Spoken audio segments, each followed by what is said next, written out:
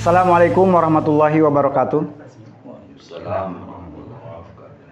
Hamdan wa syukranillah nahmadu wa nasta'inu wa nastaghfiruh wa na'udzubillahi min syururi anfusina wa min sayyiati a'malina. Nahmaduhu wa nasta'inu wa nastaghfiruh wa na'udzubillahi min syururi anfusina wa min sayyiati a'malina. May yahdihillahu fala mudhillalah wa may yudhlil fala hadiyalah. Asyhadu an la ilaha illallah wahdahu la syarikalah wa asyhadu anna Muhammadan abduhu wa rasuluhu alladzi la nabiyya ba'dah. Alhamdulillah, puji syukur hadirat Allah Subhanahu wa taala, kita bisa bersilaturahim melalui media sosial, melalui media digital berkat izin dari Allah Subhanahu wa taala. Mudah-mudahan kita senantiasa diberikan keberkahan, wabil khusus keberkahan silaturahim dan keberkahan ilmu. Salawat serta salam semoga senantiasa terlimpah curah kepada junjungan kita Nabi besar Muhammad sallallahu alaihi wasallam, pada keluarganya, para sahabat, para tabi'in dan para pendahulu kita yang telah memperjuangkan Islam hingga sampai pada kita saat ini. Para pemirsa DMI TV dimanapun berada, alhamdulillah kita bisa bertatap muka meskipun tidak langsung. Para pemirsa dimanapun berada, pada dialog keumatan kesempatan kali ini, alhamdulillah kita sudah kedatangan dua narasumber yang sangat luar biasa. Yang pertama perlu kami sampaikan yang narasumber kita, guru kita bersama sebelah kanan saya adalah Bapak Dr. Andes Haji Pipin S. Arifin. Beliau merupakan pimpinan Pondok Pesantren Aryad Cipanas Cianjur, betul Pak? Dan sebagai Ketua 3 MUI Kabupaten Cianjur, Jawa Barat. Selanjutnya di sebelah kiri saya, hadir di tengah-tengah kita yaitu Bapak Kiai Haji Muhammad Deni RM, pimpinan Pondok Pesantren Nurul Hidayah Al-Khaidijiyah Kadudampit Rancagong Cilaku Cianjur. Ketua Komisi Fatwa Majelis Ulama Indonesia Kabupaten Cianjur, Jawa Barat. Terima kasih Pak sudah Ustadz, para kiai yang telah membersamai kita. Alhamdulillah berkat kerjasama antara Dewan Masjid Indonesia Kabupaten Cianjur, Jawa Barat dan Majelis Ulama Indonesia MUI Kabupaten Cianjur, Jawa Barat, kami menggagas satu media digital yang insya Allah bisa sampai ke hadapan pemirsa sekalian dimanapun berada. Alhamdulillah berkat izin Allah kami hadir di sini dan semoga kita sama-sama diberikan kemampuan oleh Allah juga keberkahan ilmu. Pada kesempatan kali ini perlu kami sampaikan kita akan membahas kaitan dengan zakat, infak, sedekah dan wakaf dalam perspektif sejarah dan urgensi. Tentunya kita sering mendengar ataupun kita sering bersinggungan dengan istilah ini, karena ini bukan suatu istilah yang asing. Zakat, infak, sedekah, hatta wakaf sekalipun. Cuma dalam kesempatan kali ini kita akan menggali landasan normatif, kemudian sejarah seperti apa sih gitu. Sehingga kita punya sedikit banyaknya pengetahuan dasar hukum zakat, infak, sedekah serta wakaf ini turun gitu ya. Selanjutnya juga nanti akan dibahas tentang urgensi zakat, infak, sedekah dan wakaf ini bagi kemaslahatan umat. Nah, alhamdulillah pada kesempatan kali ini kita sudah dihadiri ataupun hadir di tengah-tengah kita pakarnya.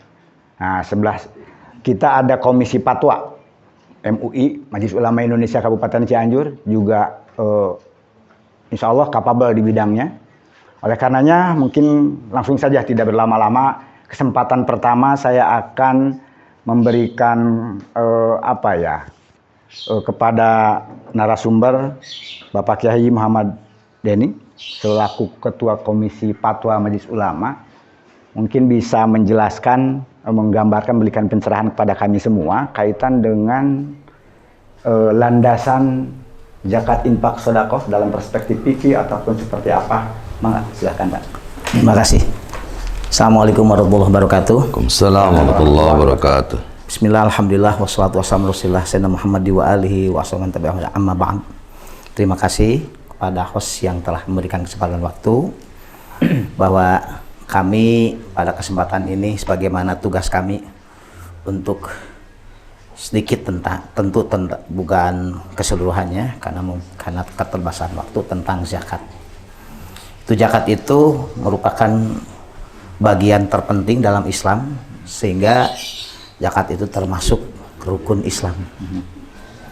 Bagaimana kita ketahui, syahadat, sholat, dan zakat.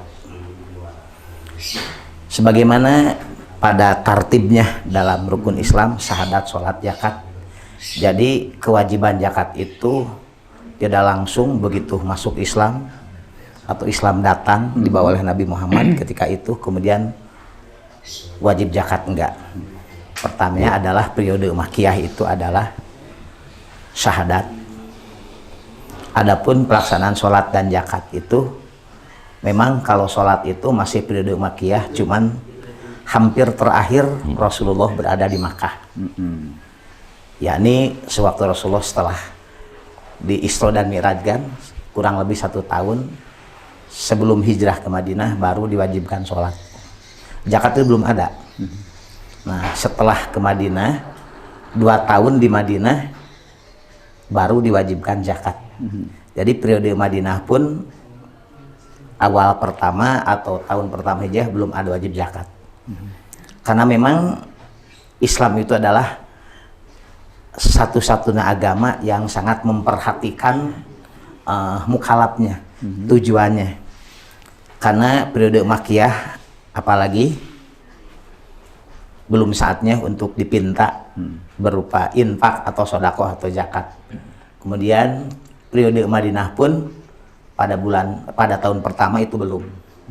Nah, alhamdulillah setelah umat Islam berada di Madinah, pas tahun kedua kelihatan ekonomi umat Islam itu, para sahabat itu, apa itu sahabat yang datang dari Makkah itu muhajirin, atau yang sudah di Madinah yaitu sahabat Ansor, mulai kelihatan mampu. Nah, makanya setelah kelihatan mampu pada tahun kedua menjelang bulan Ramadan, yaitu pada akhir bulan Rajab, bulan Sa'ban, baru diwajibkan zakat. Nah, jadi zakat itu adalah merupakan kewajiban untuk seorang muslim. Sehingga ketika seorang muslim sudah mampu, istilah zakat itulah nisab gitu ya. Maka wajib zakat. Dan ingat bahwa tidak semua komoditi baik makanan atau hewan atau kekayaan yang ada di dunia ini yang dimiliki oleh kita umat Islam wajib zakati. Yang wajib zakat itu hanya terbatas pertama yang jadi makanan pokok. Yang kedua mawasi, itu hewan ternak. Yang ketiga asman, yaitu barang berharga. Barang berharga juga hanya emas dan perak. Kemudian perdagangan, dagang apa saja yang dibolehkan oleh agama. Yang kelima itu adalah tambang emas dan tambang perak. Kenapa ada barang yang sangat berharga lebih mahal daripada emas dan perak? Itu berlian atau intan. Tapi kenapa tidak diwajibkan? Karena kalau emas dan perak itu ada tempatnya dan juga bisa dibuat atau bisa dikomoditaskan. Kalau berlian itu intan enggak. Jadi makanya agama yang mewajibkan itu yang kira-kira bisa dimiliki oleh umum. Itulah makanya pada tahun kedua baru diajukan zakat. Bahkan sewaktu pertama kali diwajibkan zakat, Rasulullah melihat seorang sahabat yang akhirnya dinamakan Sa'labah. Beliau itu adalah akhirnya pertamanya orang yang akhir. Bahkan Rasul menyebutnya itu hamamatul masjid. Hamamatul masjid karena rajinnya setiap saat datang ke masjid. Tapi barangkali tahu ini himpitan dari keluarga, istri atau bagaimana, desakan ya. Akhirnya kata istrinya, kalau istilah di kita, Kang, kenapa kita dekat pada Rasulullah tidak minta doa saja pada Rasulullah yang mustajab doanya, bahwa masa kita ekonomi seperti ini aja gitu. Kalau kita menjadi orang mampu, apalagi orang kaya, kita bukan hanya membantu dengan tenaga dan pikiran kepada Rasulullah, tapi juga dengan harta kaya. Tidakkah Kang minta doa pada Rasulullah? Akhirnya dengan pengaruh istrinya itu, suaminya datang kepada Rasulullah.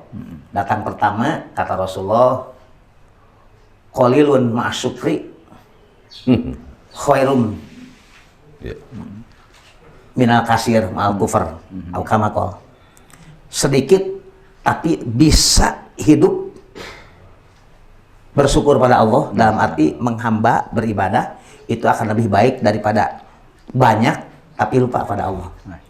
Akhirnya dengan itu agak takut juga Salabah kembali lagi ke rumah, dari istrinya menyuruh lagi untuk seakan-akan memaksa pada Rasulullah. Akhirnya Rasulullah mengiyakan. Rasulullah memberikan doa kepada Salabah, bahkan bukan hanya doa, itu hebatnya Rasulullah. Memberikan modal pertama, diberikan Salabah itu kambing 2. Tapi barangkali ini karena kambingnya kambing mukjizat, yang biasanya kambing itu beranaknya 3 atau paling banyak 3. Ini seperti kelinci Spesial. Spesial ini, sampai puluhan itu satu kali beranak itu. Maka akhirnya Salabah menjadi orang kaya. Jadi orang kaya. Tapi setelah datangnya zakat, wajib zakat yang terakhir itu, Rasulullah mengirimkan surat kepada beliau, pada Salabah, bahwa kamu sudah cukup, sudah wajib menunaikan zakat. Tapi bagaimana tanggapan Salabah?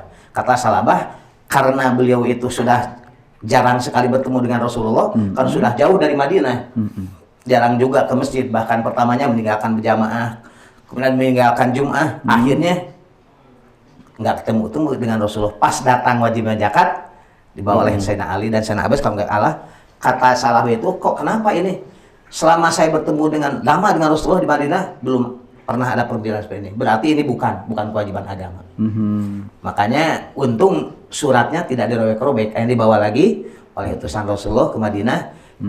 Lapor kepada Rasulullah, kata Rasulullah, nanti apabila Salabah ingin kembali untuk melakukan kewajiban zakat, diamanahkan kepada Sayyidina Abu Bakar, Sayyidina Umar, itu para sahabat besar sana, kata Rasulullah, jangan Terima diiyahkan, karena dia itu setelah inkar dan telah murtad atas kewajiban zakat. Nah itulah, jadi awal-awal jalan. Jadi bisa diambil kesimpulan bahwa kewajiban zakat itu bukan kewajiban yang langsung serta-merta begitu datang Islam oleh Rasulullah, periode Makkiyah kemudian wajib zakat, enggak. Kewajiban zakat setelah periode Madaniyah, itu pun 2 tahun setelah Rasulullah dan para sahabat umat Islam ada di Madinah, baru diwajibkan zakat. Masya Allah. Itulah. Siap, sementara segitu dulu ya. Nanti kita lanjut. Kalau tadi dalam perspektif landasan historis gitu ya, sejarahnya zakat itu sendiri, kemudian ibroh dari kasus Salabah itu sendiri, mungkin kita bisa menarik kesimpulan. Tapi belum selesai. Kita belum tuntas membahas zakat, nanti juga ada infak, sedekah dan wakaf Pak Kiai mungkin ya. Tapi sebelum ke Pak Kiai, nanti lebih dalam lagi kita akan bahas. Saya persilahkan Pak Kiai Bapak Dr. Andes Haji Pipin untuk memberikan penguatan ataupun dalam perspektif lain kaitan zakat, infak, sedekah ini. Wabil khusus tadi sudah bagaimana kewajiban ataupun landasan zakat itu turun, kemudian mungkin ada bahasan. Enggak, Pak Kiai. Terima kasih.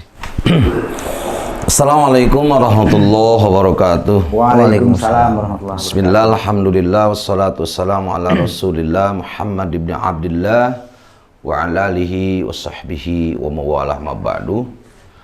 Para pemirsa TV DMI rahimakumullah, terima kasih kepada host juga Al-Mukarram Kiai Haji Denny dari pesantren Rancagong.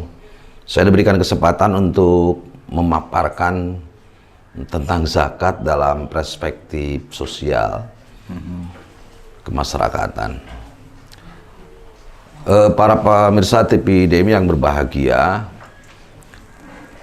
pada awalnya Allah Subhanahu wa Ta'ala mengutus Nabi Muhammad SAW adalah sebagai petunjuk, juga sebagai pembawa rahmat. Seperti yang kita maklum bersama, Al-Quran memberikan dasar hukum, Bismillahirrahmanirrahim. Wa ma arsalnaka illa rahmatan lil alamin.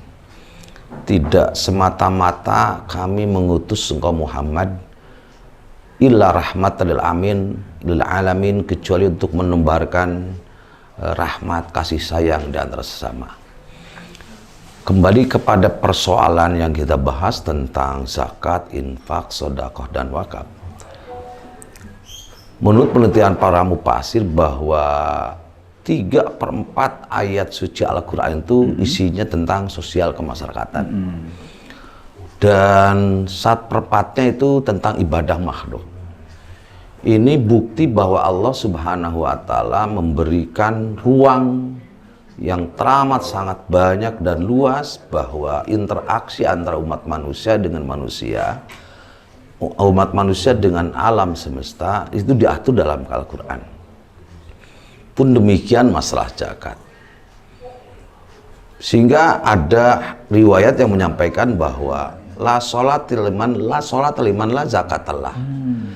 Tidak sempurna sholatnya. Ada yang mengatakan tidak sah sholatnya tanpa mengeluarkan zakat.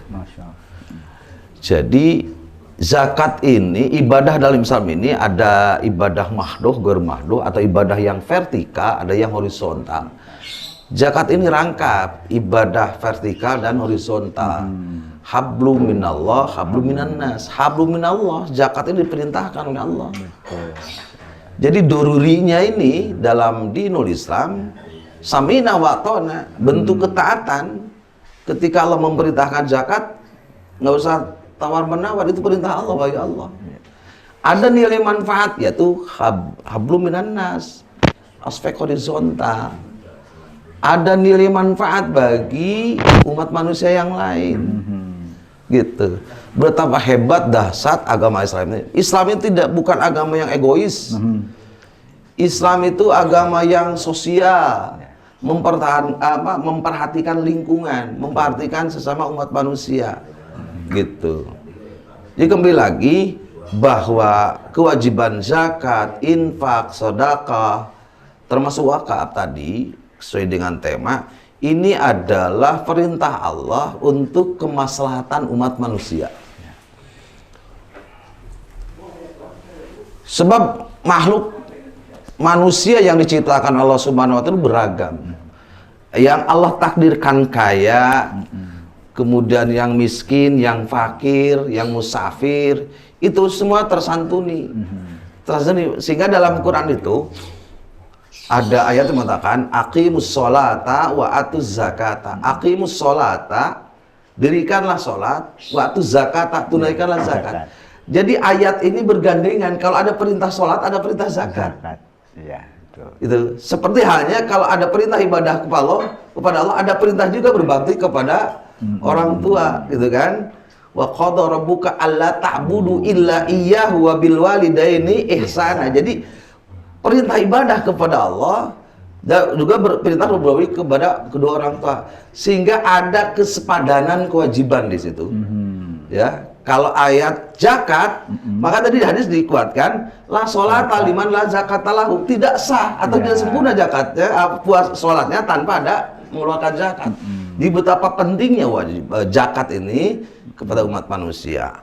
Tadi dalam perspektif hukum, sejarah oleh Al-Mukarram disampaikan, perspektif fikih juga. Tapi tidak serta-merta semua umat Islam wajib zakat, terus zakat mal. Ya. Kalau zakat fitrah, iya. Zakat mal itu dibatasi, satu ba'da haul, setelah setahun, yang kedua nisab, gitu kan. Jadi jangan masuk Cina memberatkan, enggak. Jadi mereka yang mampu, kemudian sudah 1 tahun, dan tidak seluruh harta yang sampaikan, saya sepakat itu, memang demikian. Jadi ini bukan beban, tapi rasa kemanusiaan kita. Rasa kemanusiaan kita. Jadi kewajiban zakat adalah sebuah bentuk perintah Allah di Islam syariah untuk kemaslahatan umat, menebar kasih sayang. Dalam pandangan kias atau filosofi begini, Bunyan Islamu ala khamsin. Islam itu didirikan dalam 3 pilar, 3 tiang. Sholat, 1 syahadat, 2 sholat, 3 puasa, 4 zakat, 5 haji. Kalau kita ibaratkan bunyal Islam, adegan bangunan Islam itu, kita logikakan bangunan ini kayak bangunan rumah ini. Itu ada pondasi. Pondasi itu ibrohnya kepada syahadat, asyhadu an la ilaha illallah wa asyhadu anna muhammadar rasulullah. Jadi kalau pondasinya kokoh kuat, ada ceker ayam, bangunan tuh karena greg. Kokoh kuat, syahadatnya kuat, akidahnya kuat. Ya. Insya Allah keberlanjutan hidupnya itu kokoh juga kuat. Insya Allah. Tidak mungkin Islam menggadaikan akidah atau lepas akidah, pindah agama. Nah, mungkin kenapa? Akidahnya kuat, kokoh. Syahadat. Itu ya. Syahadat kan. Yang kedua sholat. Sholat itu kalau kita ibaratkan kiasan, as-sholatu imaduddin, sholat itu tiang agama. Sekokoh apapun bangunan, sedasat apapun pondasi, kalau tanpa tiang, roboh juga. Iya. Makanya as-sholatu imaduddin, itu yang kedua. Yang ketiga, as-saum. As-saumu junatun. Saum itu bagikan dinding. Iya. Untuk menahan panasnya matahari, kemudian kencangnya angin, itu harus ada dinding. Makanya as-saumu junatun, ada dinding. Orang yang rajin puasa pasti mentalnya kuat. Kenapa? Terbiasa. Ya. Mentalnya ditempa dengan lapar, dengan dahaga. 12 jam loh. Ya. Jadi ketika dia menghadapi urusan masalah yang berat, dia akan bertahan dalam istiqomah dalam dinul Islam. Karena terbiasa ajunnah. Lalu yang keempat adalah zakat. Zakat ibrohnya itu bagaikan ventilasi. Ventilasi. Jadi kalau ruangan rumah atau bangunan sehat, Ya. kalau ada sirkulasi udara. Ya. Ada sirkulasi. Kalau tidak ada sirkulasi, rumah itu tak sehat. Penyeimbang. Makanya dulu pernah saya ikut lomba rumah teladan. Saya nggak lolos. Kenapa? Karena ventilasinya tertutup, tidak dibuka. Tidak sehat berarti. Itu rumah tidak sehat, meskipun mentereng. Ya. Makanya ada kesinambungan, ya sudu badu saling menguatkan. Pondasinya, tiangnya, dindingnya, termasuk ventilasinya. Ventilasi itu zakat. Ya, ventilasi ya zakat. Iya. Ya artinya kalau harta ingin bersih, kalau harta ingin sehat, udara itu harus keluar masuk. Udara dari dalam adalah karbon dioksida harus keluar. Udara di luar masuk adalah oksigen. Rumah itu sehat. Rumah itu sehat.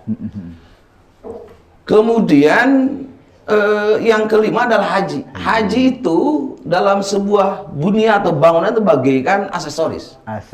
Kursi yang kita duduki, kemudian ada lemari, ada aksesoris di dinding, itu adalah haji.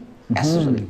Tapi ingat, kalaupun tidak ada kursi sebuah bangunan itu, tidak aksesoris, tetap jadi rumah dan bisa ditinggali, difungsikan. Ya. Makanya haji itu dilakukan manis tapo'a ilaihi sabila. Mun teu beli kursi mah tong meuli kursi, tong meuli kulkas, tong meuli TV da geus jadi imah nama.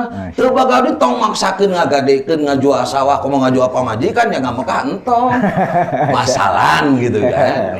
Oke, kita kembali lagi kepada tema pokok, zakat, infak, sedekah. Disampaikan oleh Mukarram tadi bahwa tidak semuanya harta atau orang wajib mengeluarkan zakat. Tapi ingat, misalnya gajinya seseorang ini zakat profesi ya, 5 juta itu belum sampai nisab. Jangan sampai berpikir, ada saya mah belum nisab, lalu tidak mengeluarkan apa-apa. Makanya ada sodako, keluarkan sodako. Infak, sodako ya. Gitu. Saya ingin bikin sebuah seloroh ya. Kenapa jalan puncak macet? Meskipun ada polisi sana sini kan, fungsinya polisi itu untuk melancarkan jalan, jangan macet. Tapi malah sebaliknya, polisi ngajar di mana, tapi anggar macet. Ini koropak ayah di masjid, itu dijagaan ku polisi. Ser 10 menit di masjid teh koropak, udah mau ganti jajan. Lamun koropak aya nu mogat pas aya usian. Kan itu stop usian. Stop usian, datang macet. Masyaallah. Lancar we eta koropak teh. Bukti ada sisi kepedulian yang hilang di umat Islam. gitu. Kalaupun ada kebenaran semah ngasupan karena koropak, nyokap duit terhadap berem 5.000 maksudnya kacabut 100.000, dah hanya karena ke setahun atuh, mau ngasupan di koropak, dah nges di rapelkeun setahun 100.000, eta mah cenah kalepasan sodakoh lagi, coba teuing dah ajingan aya sodakoh kalepasan urang pahala, dan nyesel lagi setahun tuh leungit-leungit tuh. Oke, siap. Nah, ari meri udud, teu sukan pikiran pun teu ka tukang udud. Sugan lu lamun anu kuat 3 bungkus atuh 100.000 sapoe teu loba hitungan kana udud nah ya kana koropak kudu ngitung kamari nya 100.000 lumayan bisa 5 bulanan mau ngeusian koropak subhanallah. Mereka kembali lagi bahwa dari aspek sosial kemasyarakatan zakat, infak, sedekah adalah bentuk berbagi dengan sesama. Berbagi dengan sesama. Jadi kita jangan bermental hedonis, jangan hubud dunia. Ada harta orang lain dalam harta kita. Ingat, ada harta orang lain. Meskipun orang lain tidak pernah intervensi, ingat kalau kita tijaro zakatnya zakat perdagangan, aya nu meuli ieu ti anu, kayaknya dia sendiri itu ada intervensi orang lain. Jangan menganggap ini harta kita. Ya, terus yang terakhir saya ingin sampaikan, mohon maaf kalau beda pendapat, kita harus juhud, ulah hubud dunia, kita lihat aqimus sholata wa atuz zakat. Aqim itu fil amar, kata perintah. Aqimus sholata wa atuz zakata, dirikeun kudu ngadirikeun anjeun kana salat jeung kudu mikeun. Logikana moal bisa zakat lamun teu beunghar. Matak eta ayat teh beunghar ku umat Islam. Ngan kudu zakat. Ieu mah juhud aya duit koropak beak. Hatur nuhun punten. Siap. Teraskeun. Terima kasih, Masya Allah. Tadi kita sudah mendengar dari 2 narasumber, sepertinya akan betah nih. Cuma permasalahannya kita terbatas waktu, Kiai.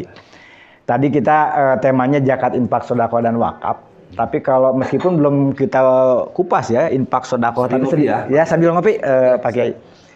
Kalau ngobrolin tadi sudah juga dibahas oleh Pak Kiai, Pak Dr. Hasan Pipin, sudah mengupas juga zakat, infak, sedekah.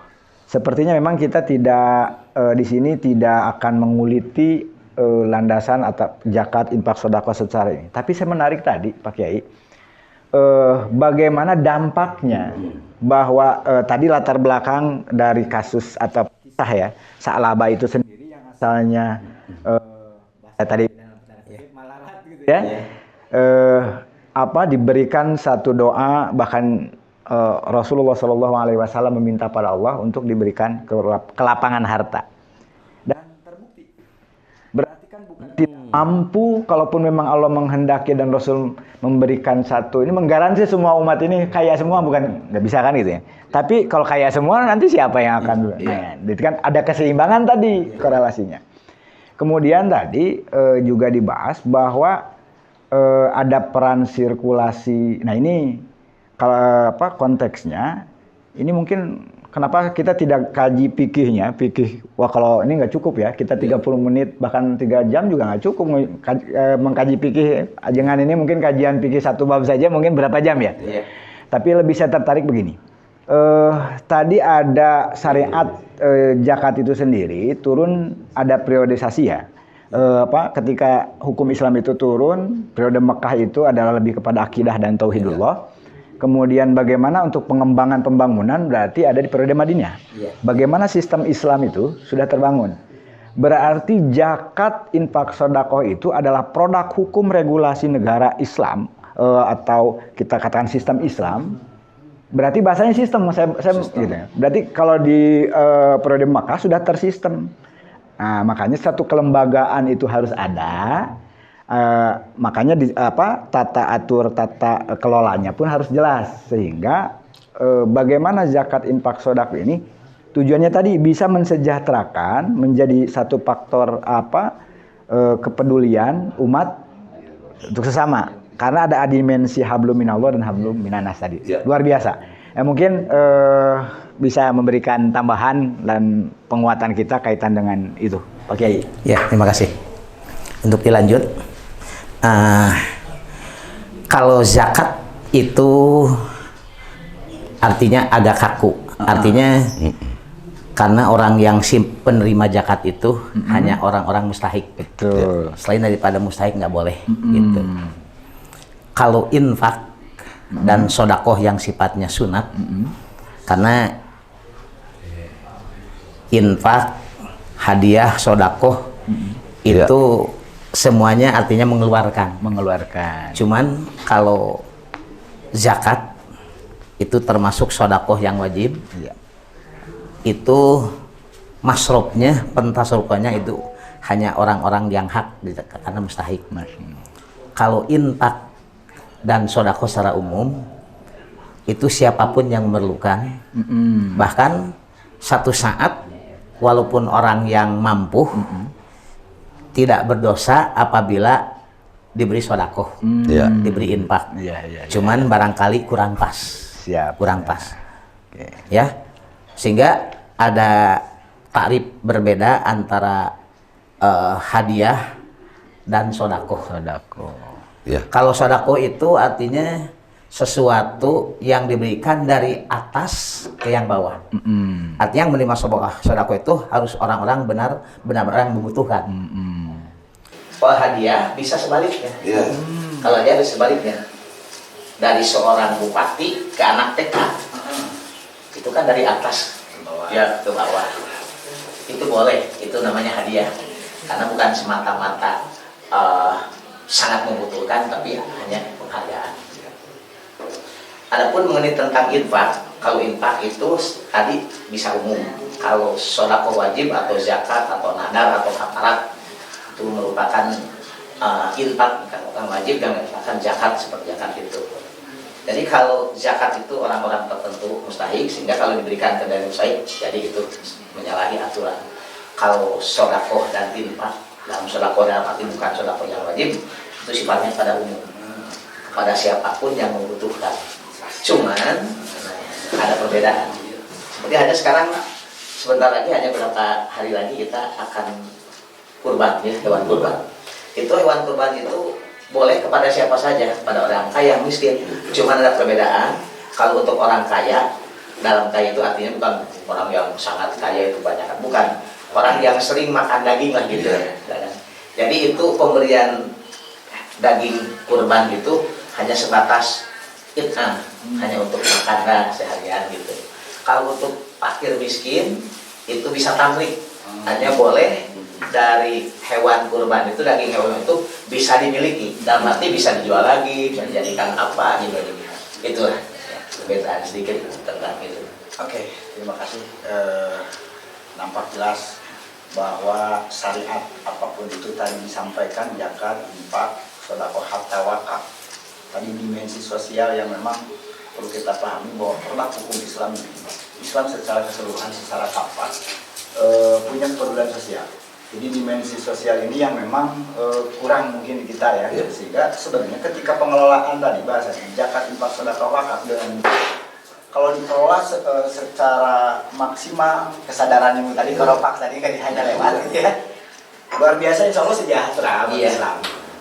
Cuma kan permasalahan tadi ini harus dikelola, satu dipahamkan, mungkin salah satu mudah-mudahan subhanallah, masya Allah, dengan hadirnya para narasumber kali ini mudah-mudahan kita tercerahkan, tergugah untuk tadi kalau yang belum nisab tergugah untuk menjadi nisab ya, sehingga spirit ini bahwa saling berbagi ini bisa menjadi satu kekuatan besar dari sisi ekonomi ataupun kesejahteraan. Nah, untuk lebih itu lebih jelas lagi kepada pakarnya lah, saya akan mudah-mudahan bisa lebih tercerahkan. Siap, terima kasih. Sebagai tambahan saja, karena prinsip dasar zakat itu untuk mensejahterakan atau mensejahterakan masyarakat. Dan kelompok masyarakat itu terjadi ada klaster-klaster, ada daerah minus, daerah cukup, dan lainnya. Makanya supaya terjadi pemerataan keadilan untuk mendistribusikan atau membagikan zakat itu ada dibentuk, ambilinnya dilembagakan. Ambil dilembagakan itu kita istilahkan kalau bisa ada Basnas, ada PZ, ya. Sebab itu dijamin oleh undang-undang tahun 2011, undang-undang tahun 1999 yang saya ketahui ya. itu dilindungi oleh undang-undang. Jadi ada intervensi negara. Karena ini kaitan dengan masalah kebijakan publik, menarik uang dari publik lalu dibagikan ke publik, ini negara harus turun, ada intervensi, maka dibentuklah Basnas. Untuk di bawahnya atau lembaga atau kecamatan ada UPZ, supaya terjadi pemerataan.